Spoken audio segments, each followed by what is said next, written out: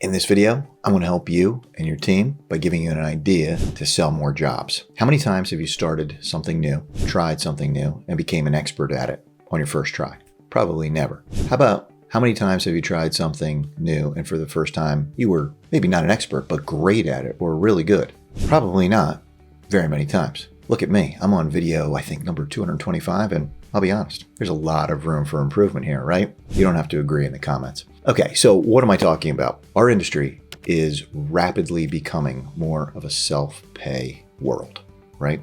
I talk to clients every day about how they have to give estimates. People are afraid to file a claim because they have such a high deductible. They're worried about getting dropped. They don't know if they should file a claim because they don't have a good understanding of whether or not it's going to be above their deductible or under their deductible. They're not sure if they're going to get non-renewed. They're not sure if their premium is going to go up even higher, right? There's all these different reasons why lower dollar amount claims aren't like they used to be, where you used to show up at the house, say, here you go, here's a work authorization, sign here, and you have a really low deductible, so don't even worry about it. We'll talk about the deductible later, right? Those days are gone. There's no more 100, 250, 500, even $1,000 deductibles are becoming more and more infrequent. So what do you do about it? Well, you've got to be really good at the in-home sale, right? I always talk about there are 3 different sales that I think of in the restoration industry. And the first one is getting a referral source to refer you, or getting, like, for example,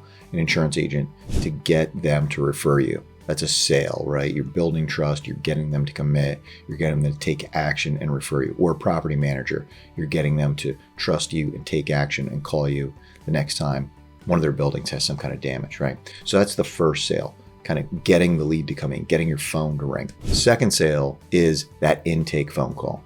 The person on the phone doing a great job, creating a sense of urgency, being empathetic, right? Getting that inspection, that assessment, that visit from the technician or the project manager or whatever you call that position who goes out to sign and secure the job. That's the second sale. The third sale is what we're talking about today, the in-home sale, getting Mr. or Mrs. homeowner or property manager or tenant, getting that signed work authorization and getting them to trust you enough to let you do the work.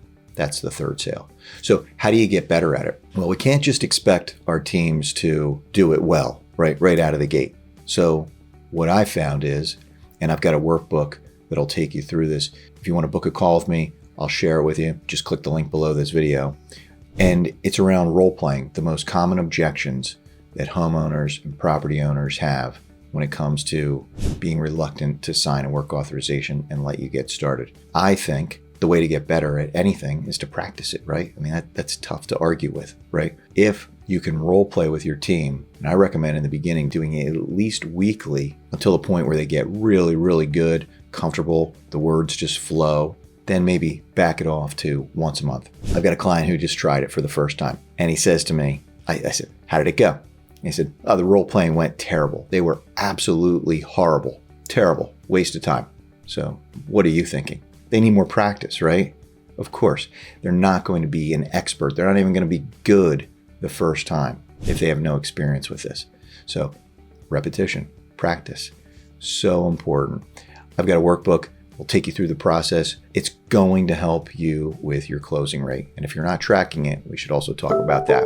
So book a call with me, and I'll see you in the next video.